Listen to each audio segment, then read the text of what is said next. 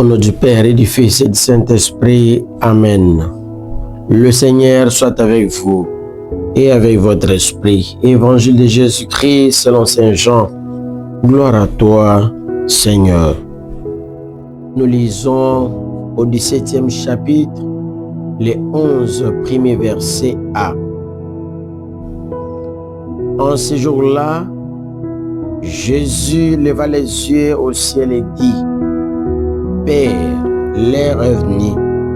Glorifie ton Fils afin que le Fils te glorifie. Ainsi, comme tu lui as donné pouvoir sur tout être de chair, il donnera la vie éternelle à tous ceux que tu lui as donnés.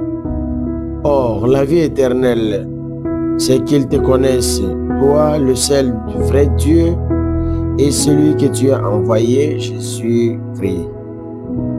Moi, je t'ai glorifié sur la terre en accomplissant les œuvres que tu m'as donné à faire. Et maintenant, glorifie-moi auprès de toi, Père, de la gloire que j'avais auprès de toi avant que le monde existe. J'ai manifesté ton nom aux hommes que tu as pris dans le monde pour me les donner. Ils étaient à toi, tu me les as donnés et ils ont gardé ta parole. Maintenant, ils ont reconnu que tout ce que tu m'as donné vient de toi, car je leur ai donné les paroles que tu m'avais données. Ils les ont reçues. Ils ont vraiment reconnu que je suis sorti de toi et ils ont cru que tu m'as envoyé. Moi, je prie pour eux. Ce n'est pas pour le monde que je prie, mais pour ceux que tu m'as donnés, car ils sont à toi. Tout ce qui est à moi est à toi, et ce qui est à toi est à moi. Et je suis glorifié en eux. Désormais, je ne suis plus dans le monde, et ils sont dans le monde, et moi, je viens vers toi. Acclamons la parole de Dieu. Louange à toi, Seigneur Jésus.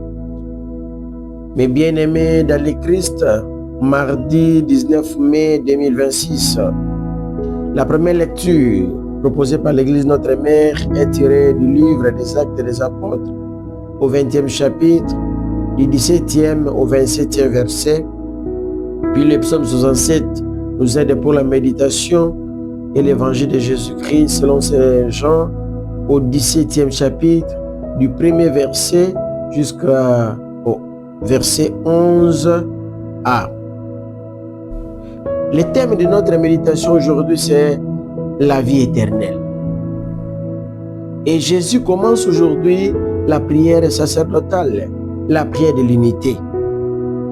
La première lecture nous met devant les adieux de Paul aux anciens de l'église d'Éphèse. Apôtre des gentils, ne cherche pas les arguments ailleurs. Il prend son exemple, comment il a vécu étant avec eux. Comment il avait enduré la souffrance et la peine.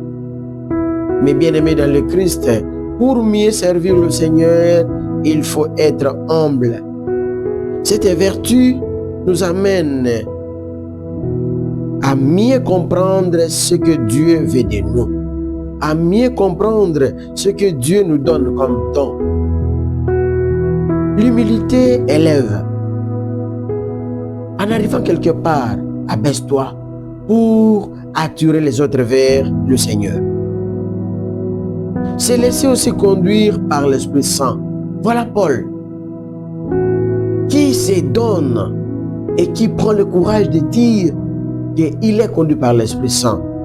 Mes frères et mes sœurs, à qui tu es dirigé? Qui conduit ta vie? Est-ce que l'Esprit de Dieu ou l'Esprit de ce monde? Mais bien aimés, nous devons savoir que notre manière de vivre est un évangile. un évangile vivant. Nous devons le témoigner devant les gens. Notre manière de vivre doit être vraie pour que le monde puisse croire à ce Dieu que nous professons. Dans l'évangile, le Christ prie pour l'unité de ses disciples. Il commence d'abord à montrer cette relation qui existe entre lui et son Père. La communion entre Dieu et le Fils, Dieu le Père et le Fils. C'est ce que nous devons vivre dans notre monde. Pour bien reçu, notre monde, c'est l'unité qui donne la force. L'union fait la force. Il prie pour l'unité de ses disciples. Jésus parle de son pouvoir sur les êtres de chair. Et il dit la vie éternelle. Nous qui cherchons cette vie éternelle, c'est quoi la vie éternelle? Comment obtenir la vie éternelle? La vie éternelle, il dit bien, c'est qu'ils te connaissent toi, le seul du vrai Dieu. Connaître le vrai Dieu. Mon frère, ma soeur, à qui tu fais confiance comme le vrai Dieu de ta vie?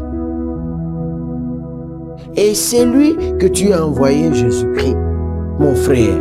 Jésus est venu nous sauver. Est-ce que réellement nous croyons qu'il est venu donner la vie?